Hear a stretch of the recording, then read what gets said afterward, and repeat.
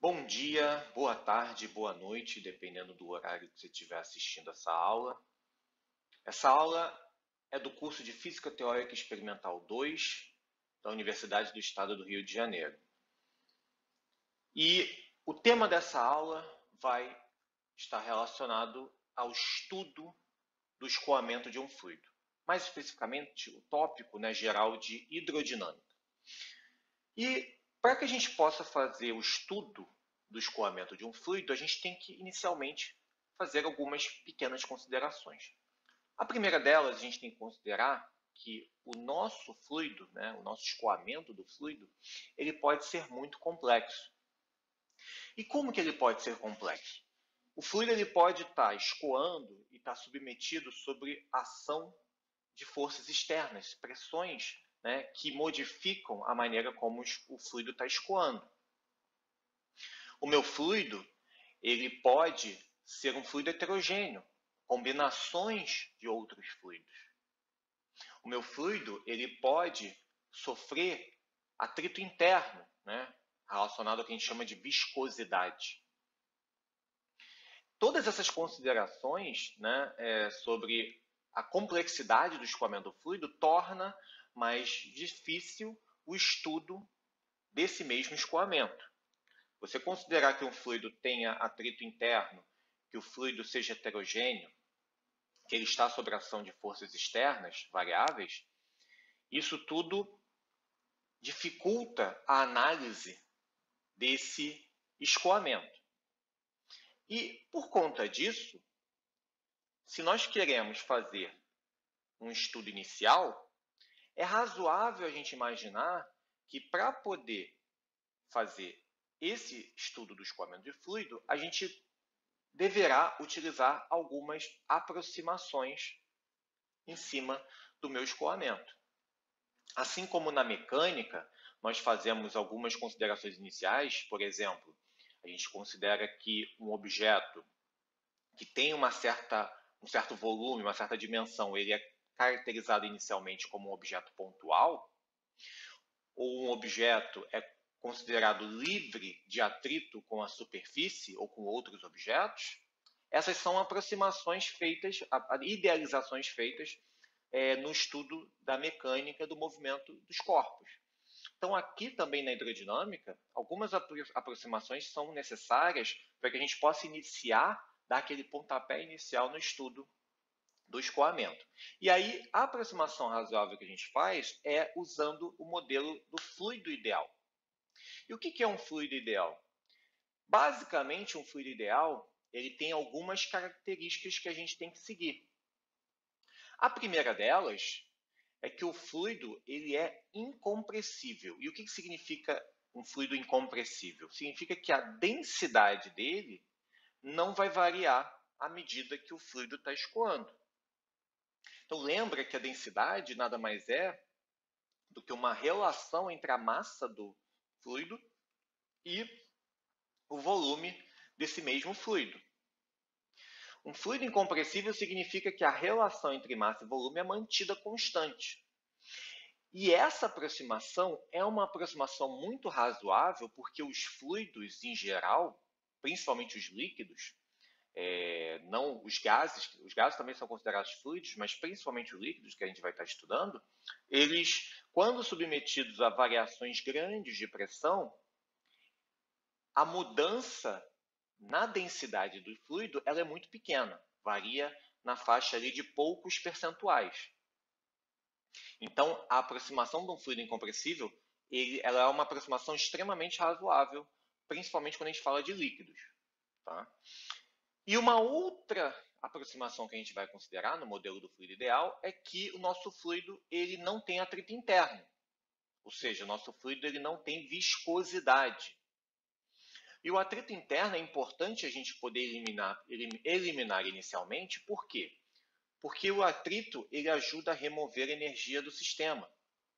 E um fluido escoando sem variação de energia será mais fácil para a gente de fazer considerações, fazer estudos das conservações de energia durante o escoamento do fluido. Tudo bem?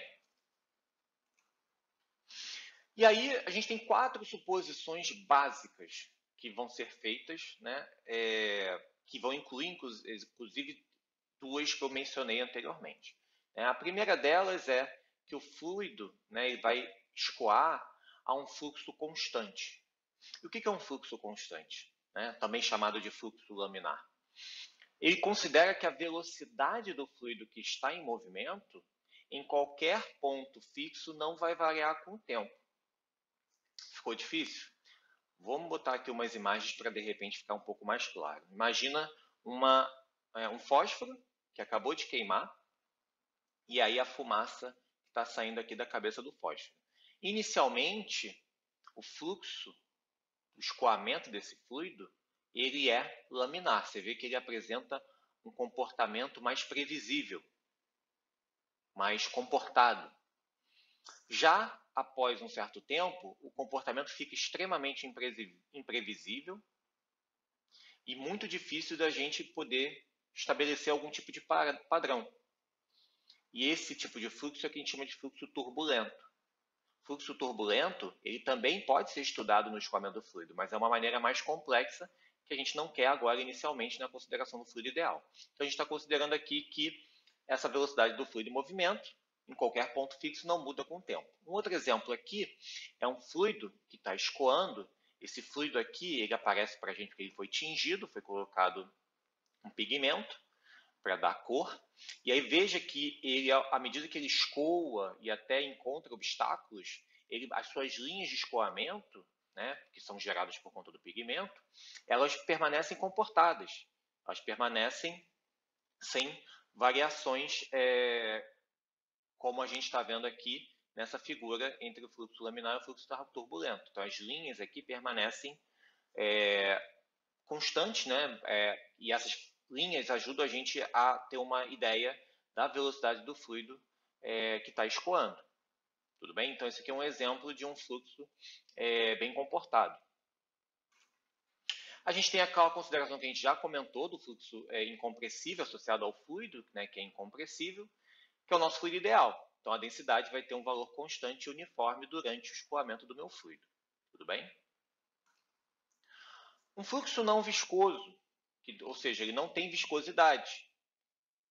Então, ele não tem resistência ao movimento, ao escoamento desse meu fluido. Então, ele não tem muita resistência, ou praticamente zero, para fluir. Tá? É a mesma ideia do atrito entre sólidos, ou entre sólido e uma superfície na mecânica. Aqui nesse videozinho eu queria mostrar para vocês entenderem talvez o que é essa ideia de viscosidade. Tá? Nesse vídeo a gente tem o mel, tem o azeite e tem a cola. Antes de eu rodar o vídeo, eu já adianto para vocês que a cola e o mel, eles têm uma viscosidade muito semelhante entre eles e muito maior do que a do azeite. A viscosidade do azeite, ela lembra mais a viscosidade, ela é mais próxima da viscosidade da água. Ela é maior do que a da água, mas ela é mais próxima do que a da água, enquanto que a do mel e a da cola são muito maiores do que a da água e do azeite. O vídeo é curto, então, se vocês não conseguirem ver, vocês voltam um pouquinho o vídeo da aula para poder visualizar com mais calma, tudo bem? Então vejam o escoamento aqui do azeite, ele é muito mais rápido do que o escoamento do mel e da cola. Eles são muito mais viscosos, né, o mel e a cola, do que o azeite, tudo bem? E por último, o fluxo irrotacional. O que é o fluxo irrotacional? Basicamente, é que o nosso corpo, que a gente está analisando, ele não vai girar sobre um eixo que passa pelo seu centro de massa. Para ficar mais fácil de visualizar, a gente pode imaginar a roda gigante. Como é que a roda gigante funciona? A roda gigante, ela tem um eixo fixo ali no meio e ela gira em torno daquele eixo fixo. No caso da roda gigante, ela tem um movimento rotacional. Ela gira em torno desse eixo fixo, que é o seu centro de massa, aproximadamente. Enquanto que os passageiros em cada uma daqueles transportes que vão girar em torno do centro de massa da roda gigante, esses passageiros não estão girando em torno do seu centro de massa. Eles estão parados, né, sem girar em torno em relação ao seu centro de massa. Então, eles têm um comportamento irrotacional.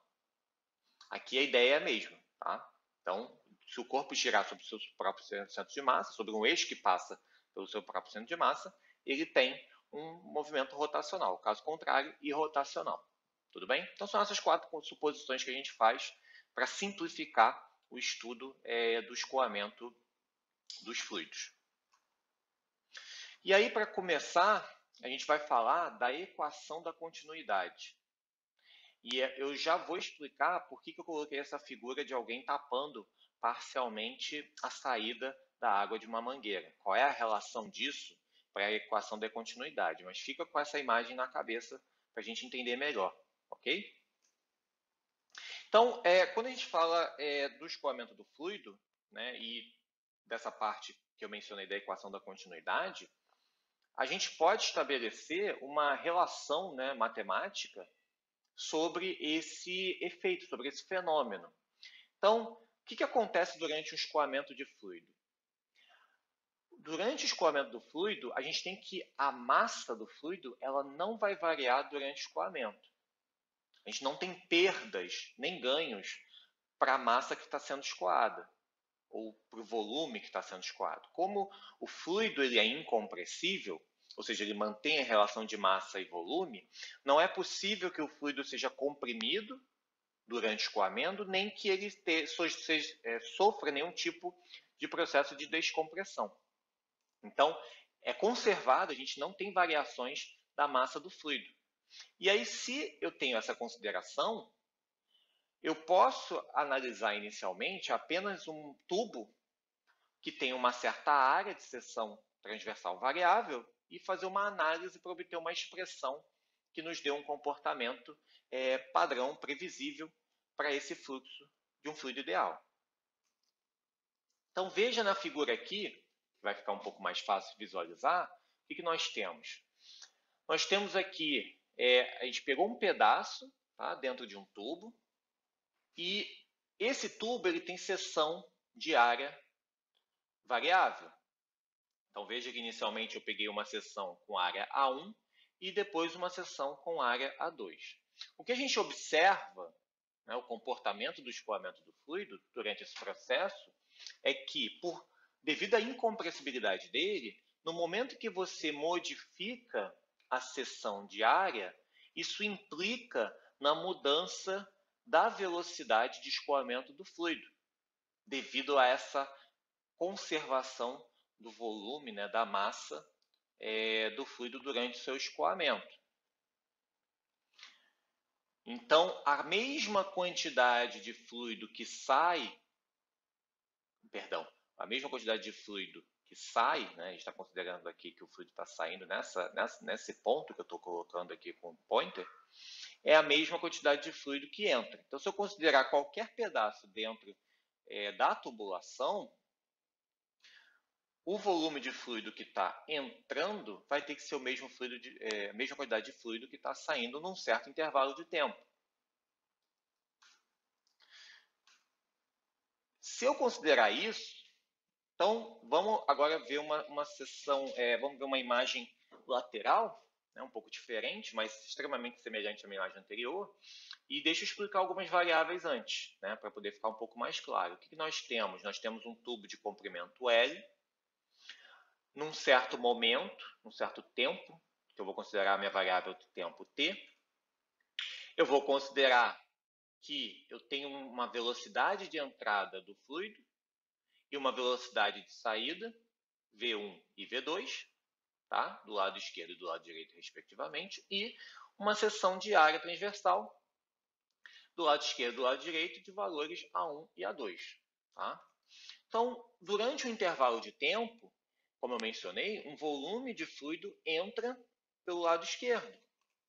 E como o fluido ele é ideal, ou seja, ele é incompressível, é um dos fatores que a gente tem da idealização do fluido, esse mesmo volume vai ter que emergir do lado direito. Então veja essa próxima figura aqui, que ela exemplifica isso. Num intervalo de tempo posterior, né, por isso tem esse mais ΔT, que é o intervalo de tempo posterior ao tempo inicial, a gente tem que essa quantidade aqui que entrou e foi ligeiramente deslocada, vai ser a mesma quantidade que vai sair, né, e vai ser ligeiramente deslocada dentro do meu tubo. Então, a quantidade relacionada ao fluxo de volume associado à entrada vai ser o mesmo de saída. Tá?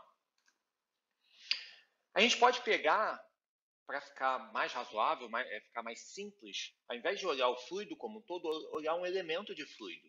Então, se eu considerar um elemento de fluido representado por esse ponto E, ele tem a mesma velocidade de todo e qualquer ponto dentro do meu fluido. Então, se eu considerar que o meu elemento de fluido está passando por um certo ponto com uma certa velocidade, após um intervalo de tempo, eu posso afirmar que se a velocidade é mantida constante, e ela é, porque a gente está considerando um fluido ideal, e uma das considerações do fluido ideal, uma das posições aqui, ele tem um fluxo laminar. Então, a velocidade dele sendo mantida constante, durante um pequeno intervalo de tempo ΔT, a gente tem que eu posso encontrar o quanto esse elemento de fluido se deslocou. De que maneira? Pela relação que a gente viu na mecânica, pela nossa definição de velocidade como sendo deslocamento pelo tempo. Então, para encontrar a quantidade de que foi deslocada por esse elemento de fluido, quanto o elemento de fluido percorreu, basta eu multiplicar a velocidade dele pelo intervalo de tempo que eu estou medindo.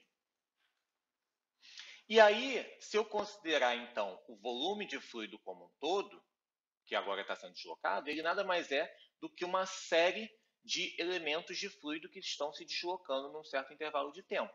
Mas como que eu vou encontrar o volume sendo deslocado, que está escoando no intervalo de tempo t? Lembra que nesse deslocamento ele está escoando numa área de seção A, né, qualquer. Se eu sei a área, eu sei o quanto que eu desloquei do fluido durante esse intervalo de tempo, eu posso associar da seguinte maneira, que o volume vai depender da área e do deslocamento associado naquele intervalo de tempo, que essa expressão aqui é exatamente essa expressão anterior que a gente viu para o deslocamento. Então, o volume do fluido que está escoando vai depender da área, da velocidade naquele ponto e do intervalo de tempo. Mas veja bem que a quantidade de fluido que entra é a mesma que sai, a gente já tinha falado sobre isso. Então, o volume deslocado vai ter que ser o mesmo, porque o fluido é incompressível. Se ele é o mesmo, essa igualdade, usando a expressão anterior, ela vira essa igualdade aqui. Antes, eu tenho que a área 1, velocidade 1, intervalo de tempo, tem que ser igual à área 2, velocidade 2, intervalo de tempo. Ou seja, a quantidade de fluido que entra tem que ser a mesma quantidade de fluido que sai, porque o fluido é incompressível. Então, o intervalo de tempo eu posso eliminar da equação, porque ele é idêntico. E aí eu chego numa expressão que eu conheço como sendo a equação da continuidade. E a equação da continuidade aqui nesse exemplo diz que a área 1, velocidade 1, é igual à área 2, velocidade 2. Mas o que isso quer dizer de maneira mais geral? Isso quer dizer que o produto entre a área e a velocidade é constante em qualquer ponto dentro do escoamento do meu fluido. Não é apenas limitado a um ponto 1 e a um ponto 2. Qualquer outro ponto que eu escolhesse dentro daquele intervalo, essa propriedade da continuidade seria mantida. Ou seja, o produto entre área e velocidade ele é mantido constante para um fluido ideal que está escoando. Tudo bem? Então, existe essa continuidade do escoamento do fluido. Então, basicamente, o que acontece? Ele diz para a gente que a velocidade do fluido ela vai aumentar à medida que a área ela diminui. Então, se eu diminuir a área, o que vai acontecer com o fluido? Ele vai deslocar, vai escoar com maior velocidade. Vamos voltar naquele exemplo da mangueira que eu dei? Aquele exemplo da mangueira, a água está saindo, né, por uma seção de área pela saída da mangueira. Se você diminui aquela saída da seção de área da mangueira, colocando o dedo na frente, o que acontece? Né? Quem já testou isso, talvez lembre o que acontece. A água ela sai com mais velocidade. A velocidade dela sai... a expressão que a gente usa é que ela sai com mais força, né? A água sai com uma velocidade maior, ela alcança distâncias maiores, certo? Então, você consegue visualizar que a água vai atingir distâncias maiores porque a velocidade é maior, porque a área de seção transversal ela é menor. Tudo bem? E o produto área vezes velocidade também é conhecido como vazão volumétrica. Isso é importante porque muitos exercícios, né, muitas questões que vocês podem encontrar no livro, nas listas, chamam esse produto ou perguntam, né, para calcular a vazão volumétrica. E veja que a vazão volumétrica nada mais é do que uma variável que diz para a gente a quantidade de volume do fluido que está sendo escoado no intervalo de tempo. Como é que eu posso ter certeza disso? Vamos analisar esse produto área vezes velocidade pelas suas unidades. Qual é a unidade de área? Metros quadrados. Qual é a unidade de velocidade? Metros por segundo. Se eu combinar essas duas unidades, o que acontece? Metros cúbicos por segundo. Metros cúbicos é a unidade de quê? Volume. Então, eu tenho a unidade de volume por segundo. Então, a vazão volumétrica te dá uma noção de quantidade de volume do fluido que está vazando, né, que está fluindo por um certo intervalo de tempo. Tudo bem? Esse exemplo aqui eu acho legal, né, mostrando aqui o mel, porque o mel ele tem um comportamento que mostra muito claramente essa ideia da equação da continuidade. Se você pegar um pouco de mel e colocar numa colher, e colocar uma certa altura, deixar cair num recipiente, o que você percebe? Você percebe que, inicialmente, esse filete do mel ele tem uma grossura maior do que essa seção de área quando ele chega no recipiente. Ele vai afinalando. Por quê? Pelo princípio da continuidade. Veja que no início do deslocamento do mel, ele tem pouca ou nenhuma velocidade, porque ele está começando de um movimento inicial sem velocidade. À medida que ele desce sobre a força, sobre o efeito da força gravitacional, a velocidade dele aumenta. Então, se a velocidade a velocidade dele aumenta, é necessário que a seção, né, reta do fluxo desse fluido diminua. Então, a gente consegue visualizar isso. Então, se você tiver mel em casa e quiser fazer essa experiência, você vai ver exatamente esse comportamento. Se você tentar isso com a água, talvez não fique tão evidente, porque ela flui muito rápido, né? Então, às vezes, não é tão óbvio. Você tem um fluxo de água, né? Uma pressão maior da água, ela desce já com uma grande velocidade, você não consegue ver isso com tanta evidência. Mas se você tiver um fluxo com não tanta pressão, não tanta velocidade, você vai conseguir visualizar isso melhor, tudo bem? Um outro exemplo aqui, voltando àquele exemplo da mangueira, aqui é um exemplo de mangueira que você consegue escolher a quantidade de saídas, né, saídas do fluido da própria mangueira. Então, se você tiver um número maior de saídas do fluido, o que vai acontecer é que a área de seção de saída correspondente vai aumentar. Então, a velocidade do fluido vai diminuir. Se você diminui a área, né, ao reduzir o número de furos pelo qual o fluido vai poder sair, a água sai com maior velocidade, você consegue um jato que alcança distâncias maiores.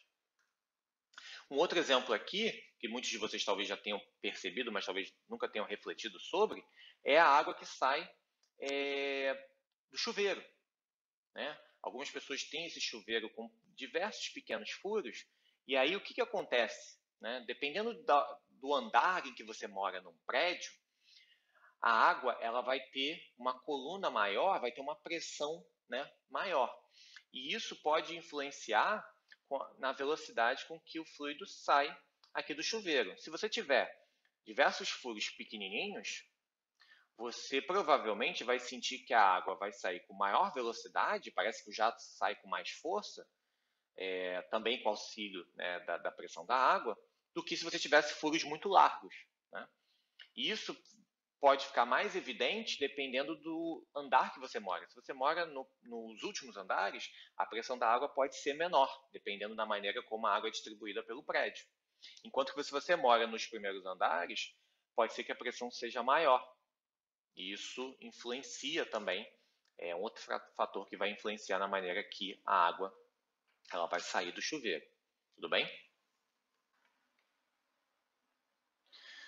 Então, pessoal, eu queria mostrar para vocês aqui uma simulação desse princípio, né, associado à equação da continuidade, do produto entre a área e a velocidade. A gente poder ver isso de uma maneira mais interessante, né, de uma forma mais visível. Às vezes a gente fala muito das equações e a gente não entra nos pormenores, né, a gente não mostra uma coisa que fica mais fácil da gente entender. Então, essa simulação aqui é do site do PET, lá da Universidade de Colorado, e ela é bastante interessante, porque ela vai poder mostrar para a gente algumas informações referente a o que a gente viu da vazão. Tá? Então, nota que aqui, nessa minha simulação, o que a gente tem? A gente tem aqui o termo da vazão, né, e está definido aqui como 5.000 litros por segundo. Eu posso aumentar isso aqui, estou dobrando esse valor, e veja como que esses pontos, que são os elementos do fluido, eles estão se deslocando mais rapidamente. Aumentei a vazão, o deslocamento do fluido é maior. Se eu diminuir isso aqui em 10 vezes, 1.000 litros por segundo, olha como os elementos agora se deslocam em velocidade muito menor. Voltando para o valor original de 5.000 litros por segundo, vejam também que se eu modificar a densidade do fluido, aparentemente, nada acontece. Por quê? Porque, a princípio, a equação da continuidade mostra para a gente que existe a relação com a área e a velocidade, e se mais nenhum outro parâmetro mudar, você não tem uma dependência com a densidade do fluido. Tá? Então, a gente não esperaria que mudaria algo só porque o fluido foi modificado. E notem que a gente não está inserindo o atrito. Se eu inserir o atrito, olha como muda um pouco o comportamento. Né? Se eu inserir o atrito ali dentro, inserir um pouco de viscosidade, a gente muda, né, um pouco aquele comportamento que a gente tem. Tá ok? Então, voltando novamente àquele valor de 5.000 litros por segundo, a gente pode verificar aqui com o medidor de velocidade que a velocidade ela não está se alterando. A área aqui é a mesma. Imagine isso aqui um tubo cilíndrico, tá? Então, a área aqui é a mesma. Não tem por que a velocidade ser modificada. Agora, o que vai acontecer se, por exemplo, eu diminuir a área pela qual o fluido passa? Vamos verificar. Notem que o fluido, né, o elemento do fluido aqui, ao passar por esse estreitamento, ele parece se deslocar mais rápido. Vamos verificar aqui com o medidor de velocidade. Ó, a gente tem aqui aproximadamente uma velocidade de 6,3 metros por segundo, quase 4 vezes mais do que a velocidade de entrada ou a velocidade de saída. Isso faz sentido? A gente pode medir o diâmetro desse tubo. Então, o diâmetro do tubo tem ali alguma coisa próximo de entre 2 e 2,5 metros de medida. Deixa eu tirar aqui o valor. Enquanto que nesse estreitamento a gente tem algo entre 1,2, 1,3 metros. Né? Então, o que acontece? O valor, pela estimativa aqui que a gente está fazendo, um pouco aproximada, esse diâmetro aqui do tubo diminuiu pela metade, daqui para cá. Se ele diminuiu pela metade, significa que a área do cilindro vai diminuir em 4 vezes, porque a área depende do quadrado do raio. E aí, se você diminui o diâmetro pela metade, automaticamente a área cai em 4 vezes. Se a área cai em 4 vezes, para manter a vazão, a velocidade vai ter que aumentar em 4 vezes, que é aproximadamente isso que está aqui acontecendo. Se a gente tivesse o número com maior precisão, a gente poderia verificar com mais detalhes, com maior precisão, esses valores. Tudo bem? A gente espera a mesma coisa se eu alargar, né, essa tubulação. Se eu alargar, o que vai acontecer? Agora o fluido, maior área de seção, diminui a velocidade do escoamento. Vamos ver para quanto? 0,4 metros por segundo. Praticamente 4 vezes menos. Então, eu esperaria que esse tamanho aqui dobrou de tamanho. Vamos verificar. Então, a gente tinha ali perto ali de 1 metro, 1.1, 1.2, alguma coisa assim. E aqui a gente está falando de, deixa eu tirar aqui da velocidade, estamos falando aí de 4.1, 4.2. Então, realmente, né, ele aproximadamente dobrou em relação à medida que a gente tinha original, e aí a velocidade caiu em 4 vezes. Beleza? Tá? Se você incluir aqui o atrito, nota que o valor modificou um pouquinho. Então, você tem uma queda de velocidade. Aqui, provavelmente, como o valor já é baixo, não tem tanta influência assim. Tudo bem? Ó, eu também posso mostrar o medidor de fluxo. Então, vamos verificar o fluxo. O que eu tenho aqui? Eu tenho uma vazão de 5.000 litros por segundo, uma área de 3,5 metros quadrados. Tá? A vazão aqui nesse estreitamento continua igual, o que é esperado, mas a área, olha, 0,8. A gente tinha, como eu já tinha falado, 3,5, 0,8 aproximadamente, né? 4 vezes menos de área, a velocidade é aproximadamente 4 vezes maior. E aqui, quanto que a gente vai ter? O fluxo vai ser o mesmo, beleza? E a área, 12 metros quadrados, né? O original era 3,5. Então, a gente está falando aí de 3 a 4 vezes, né, o valor. Tá? Então, isso aqui acabam tendo aproximações aí, então por isso que a gente não tem um valor redondo de 4 vezes, mais ou menos, tá? Mas a gente consegue ter uma ideia dos valores envolvidos. Tá? Então, voltando aqui, né, para o nosso exercício, fiquem tranquilos, vamos praticar. Nosso primeiro exercício eu vou ler para vocês, mas antes de eu ler, vocês podem pausar o vídeo, tá? Tentem fazer o exercício e, se vocês tiverem dificuldade ou conseguirem fazer, voltem para verificar o gabarito, né? Verificar o passo a passo que eu vou mostrar aqui para vocês. Tudo bem? Então, já considerando isso, vou ler a questão. A questão diz que, a cada segundo, 5.525 metros cúbicos de água fluem sobre o penhasco de 670 metros de largura nas cataratas do Niágara. A profundidade da água é de aproximadamente 2 metros ao atingir o penhasco. Primeira pergunta, qual a velocidade naquele instante? E a segunda menciona que um barril flutuando no rio mergulha nas cataratas. A que distância está o barril da base do penhasco quando atinge a água, 49 metros abaixo? Então, vamos primeiro analisar a pergunta. Tá? O que nós temos? Né? Que, primeiro, a informação dada para a gente é que uma quantidade de volume de fluido está escoando por segundo. Então, isso a gente já sabe, quantidade de volume de fluido por segundo é o quê? É a nossa vazão. Tá? A gente já lembra, já associa isso com a vazão. E a gente sabe que existe uma relação entre a vazão e a equação da continuidade. Tudo bem? Então, a vazão volumétrica, 5.525 metros cúbicos por segundo. Outra coisa que a gente tem que analisar é o seguinte, se o fluido está escoando, e ele quer saber a velocidade dele, ele está perguntando o seguinte, ele está escoando, você tem ali um rio que tem uma largura de 670 metros, e aí quando ele está escoando, tem uma profundidade daquele rio ali de 2 metros ao atingir o penhasco. Então está ali o rio, quando atingir o penhasco ele vai cair, ele tem mais ou menos ali um tamanho, uma profundidade de 2 metros, uma largura de 670 metros. Então ele está dando para a gente a dimensão da área pela qual o fluido está escoando, que vai ser definida como? Pela largura e a profundidade. Então, essa área de seção transversal por onde a água está fluindo, está escoando, vai depender do produto entre a largura e a profundidade. Então, se eu tenho a vazão e eu tenho a área, fica fácil de encontrar a velocidade, correto? Beleza. Vamos para a solução. Muito simples. A vazão ela é igual à equação da continuidade, o produto entre área e velocidade. E a minha pergunta é exatamente o quê? A velocidade. A velocidade, então, depende da razão entre a vazão e a área. A vazão a gente conhece, a área a gente conhece por conta das unidades, das variáveis fornecidas no problema.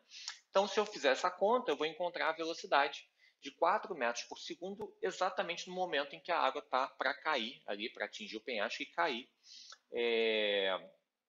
a partir daquele ponto. Tudo bem? Na questão seguinte, né, na letra B, ele pergunta o seguinte, um barril flutuando no rio mergulha nas cataratas. a que distância está o barril da base do penhasco quando atinge a água 49 metros abaixo. Então, veja que o barril ele está indo junto com o rio. Então, como o barril não está influenciando o rio de maneira alguma, ele, pelo princípio da inércia, lembra lá das leis de Newton, né? Ele permanece com a mesma velocidade que o rio está escoando. Então, a gente já sabe, antes mesmo de começar a questão, que a velocidade do barril, logo que ele está ali pronto, né, para atingir o ponto em que ele vai começar a cair, tá? Em relação à base do penhasco, né, ele já está com uma velocidade de 4 metros por segundo, que é a velocidade que a gente conseguiu na questão anterior. Então, a pergunta dele é, a que distância está o barril quando ele atinge a água a 49 metros abaixo?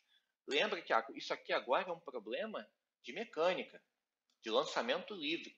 O barril tem uma velocidade horizontal, 4 metros por segundo, que não vai sofrer influência de atrito nem de forças gravitacionais. Então, ele mantém essa velocidade, que é o que faz ele se deslocar na horizontal.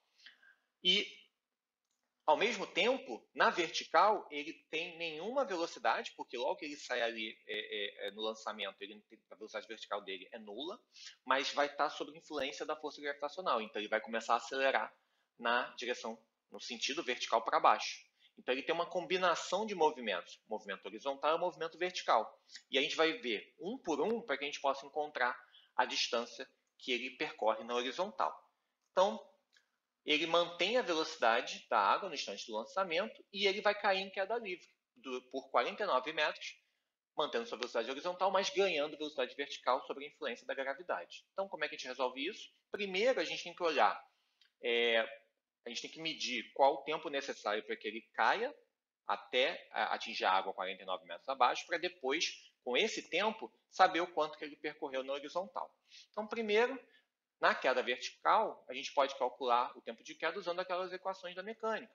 Lembra daquela equação sobre o efeito da força gravitacional e a distância percorrida no intervalo de tempo?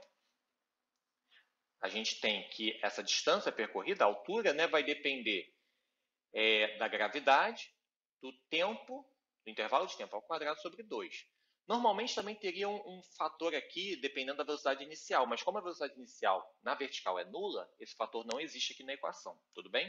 Então, o intervalo de tempo vai depender dessa expressão aqui, a raiz quadrada de 2 vezes a altura dividido pela gravidade. E aí, o movimento horizontal, como a gente pode fazer uma análise dele de forma independente, eu posso calcular também usando as equações, né, da mecânica, só que agora para a velocidade constante. No caso anterior, a velocidade ela era variável por conta de uma ação de aceleração da gravidade, e aqui na horizontal não tem esse problema, porque eu não tenho aceleração. Então, a distância percorrida na horizontal vai depender da velocidade e do intervalo de tempo. Então, se eu substituir essa expressão anterior nessa equação, eu encontro que a variação na horizontal, no movimento horizontal, depende da velocidade da raiz quadrada de 2 vezes a altura dividido pela gravidade. E aí, aqui fica apenas uma sugestão, tá? Eu gosto muito de, sempre que possível, sempre que a questão me permita, fazer a questão toda de forma literal, como eu coloquei aqui. Eu poderia substituir os valores antes? Poderia. Eu não gosto disso porque substituir os valores antes aumenta a chance de você errar por conta de arredondamento, aumenta a chance de você errar porque você trocou alguma variável, trocou algum valor, trocou alguma unidade. Quando você encontra a expressão literal, você, muito provavelmente, a não ser que você tenha errado alguma coisa das equações, você muito provavelmente chegou numa resposta literalmente correta. E aí só vai ser uma questão de você se preocupar depois quais são os valores, quais são as suas unidades, qual é o sinal, né, necessário para que você não tenha nenhum tipo de problema. Então você ganha muito na questão e às vezes você minimiza qualquer erro no final, caso você troque uma unidade ou um valor por acidente. Tudo bem? Então essa é a expressão literal, mas se eu substituir os dados da questão que ele me fornece, né, esses dados aqui a gente conseguiu, a altura e a gravidade a gente sabe, velocidade a gente já calculou na questão anterior, a gente encontra um deslocamento horizontal de 13 metros, ou seja, ele desceu 49 metros de altura e conseguiu percorrer 13 metros na horizontal, antes de atingir a água embaixo. Tudo bem? Vamos mais uma questão? Novamente, dá um pause, tenta fazer a questão primeiro, depois volta aqui para ver o passo a passo, beleza? Então, o que tem aqui nessa questão? A figura mostra como o fluxo de água que emerge de uma torneira afunila ao cair. Essa mudança na área da seção transversal horizontal é característica de qualquer corrente descendente laminar, não turbulenta, porque a força gravitacional aumenta a velocidade da corrente. Aqui as áreas transversais indicadas são A0, que é 1,2 cm², e A, 0,35 cm². Os dois níveis são separados por uma distância vertical H de 45 mm. A pergunta é, qual a vazão volumétrica da torneira? Vamos analisar a questão, então? A gente tem um fluxo de água, tá? Onde esse fluxo ele vai afunilando à medida que ele vai descendo, porque ele ganha velocidade sob o efeito da gravidade, e aí, ganhando velocidade, ele vai ficando mais fino, né, para manter o padrão, né, a proporção entre área e velocidade. Então, veja que o problema já me dá a área no ponto 0 e a área, né, A0, perdão, e a área A. E te dá a altura que separa esses dois pontos. Ele te dá 2 pontos de referência.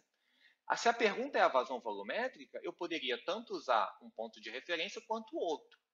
Vai tudo ser uma questão de conveniência, tá? Então, é possível que você encontre mais de uma maneira de responder essa questão, tá? Mas o resultado final ele tem que ser o mesmo, porque a vazão volumétrica ela é mantida constante. Tá? Então, o que nós temos? Né? Que a vazão volumétrica ela é mantida a mesma, tanto aqui no início, quanto no fim, quanto qualquer outro ponto entre eles. Só que como o problema só me dá 2 pontos de referência, são esses que eu vou ter que usar minimamente para poder conseguir resolver a questão. Então, eu posso afirmar, pela equação da continuidade, que esse produto A0 e V0, que é a velocidade naquele ponto ali da área A0, é igual ao produto de A vezes V, que é a velocidade no ponto aqui onde tem a seção de área A. Isso, em ambos os casos, é igual à vazão volumétrica. Então, de novo, eu vou poder escolher qualquer um deles para poder resolver. Mas vocês vão ver que tem uma opção que é mais simples do que a outra. Tá? Então, V0 e V são as velocidades da água nos níveis correspondentes a 0 e A. E aí, como a água está caindo em queda livre, a gente pode usar a equação da mecânica, né, a equação de Torricelli, que mostra para a gente a relação entre as velocidades, a altura que você está percorrendo, tá, e o efeito da gravidade. Para quem não lembra, a equação de Torricelli, V² igual a V0² mais 2 vezes gravidade vezes a altura. Tá? E aí, eu posso unir as equações que eu encontrei. E aí, veja bem, você pode olhar essa equação e falar, professor, o que você fez aqui? Lembra da equação da continuidade? Área vezes velocidade? Então, o que a gente tinha? A0, V0 era igual a A vezes V. Eu peguei essa equação e elevei ao quadrado dos dois lados da equação. Eu posso fazer isso. É uma igualdade, eu posso elevar de um lado e do outro ao quadrado, a mesma potência. Então, eu levei ao quadrado por quê? Porque a equação de Torricelli já estava com a velocidade ao quadrado. Então, por simplicidade, eu peguei que V² era igual à expressão de Torricelli e já substituí diretamente sem ter que fazer nenhuma outra modificação.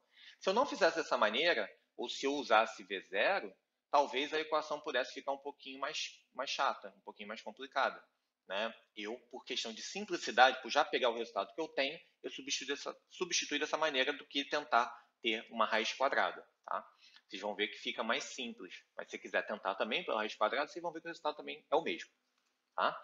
Então, fazendo uma troca aqui, eu vou pegar o termo de V0² e esse termo de V0² e botar eles do mesmo lado. Então, nota que esse termo aqui é positivo, passa para cá de forma negativa e botei ele em evidência. Tá? O A0² e A², botei em evidência em relação ao mesmo fator de V0². Só que agora é negativo porque o A era positivo antes. E esse termo aqui, veja que A² multiplica 2GH. Tá? Então, agora, como a minha pergunta é vazão volumétrica, eu preciso encontrar a velocidade para poder calcular a vazão volumétrica. Então, se eu jogar esse termo para cá dividindo e tirar a raiz, eu encontro que a velocidade depende desses termos de área, altura e gravidade para poder ser calculada. Para obter a vazão, basta eu multiplicar a área por esse termo. Então, eu vou encontrar que multiplicando A0 por esse termo da velocidade aqui, eu encontro a vazão volumétrica. Novamente, eu optei por fazer a questão de forma literal para depois substituir os valores. Eu acho melhor, eu acho que é mais confiável. Substituindo os dados da questão, que a gente tem todos, A0, A, H e G, e nota que aqui eu já tive o cuidado de fazer a conversão de unidade. Botei todo mundo no sistema internacional. As áreas que estavam em centímetros quadrados, botei em metros quadrados, a altura que estava em milímetro, passei para metro, e a gravidade já estava em metros por segundo ao quadrado. Então, isso é muito importante. Quando você faz a questão de forma literal, você só se preocupa com as variáveis. Quando você chega no final, é que você vai se preocupar com o valor delas e as unidades. Tá? Então, sempre tenha esse cuidado de passar tudo para o sistema internacional para evitar erros bobos. Tudo bem? Então, calculando, a gente encontra que a vazão volumétrica é de 34 vezes 10 a menos 6 metros cúbicos por segundo. Tudo bem?